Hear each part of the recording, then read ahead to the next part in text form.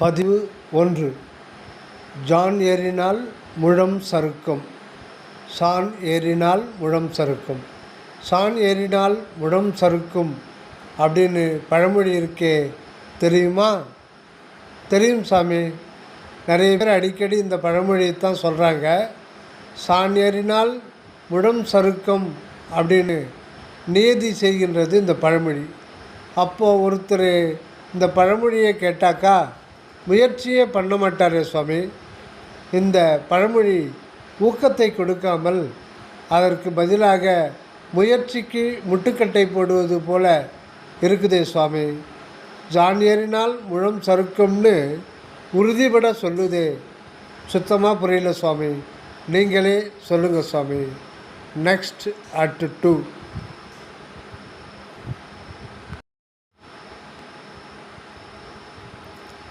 பதிவு 2. சான் ஏறினால் முழம் சறுக்கும். சுவாமிகள் சிரித்தபடி. சுத்த சன்மார்க்க அனுபவம் கண்டத்துக்கு மேல் என்பது வள்ளலாரின் சத்திய வாக்கு. சுத்த சன்மார்க்கம் என்பது 6வது மனறிவை கடந்த 7வது அருள் மெய்ஞானத்தில் உதிக்கின்றது. இந்த அருள் உணர்வு என்னும் கடவுள் ஞானம் புருவமத்திக்கு உட்புறமாக, உச்சிக்கு கீழே, முகுள மூளைக்கு மேலே, தலைநடு சிற்றவையில் பூரணமாக விளங்குகின்றது. நாம் முதலிலேயே தேக உணர்வு, மன உணர்வு நிலைகளை கடந்து செல்ல வேண்டும். அதற்கு தீவிரமான முயற்சி தேவை.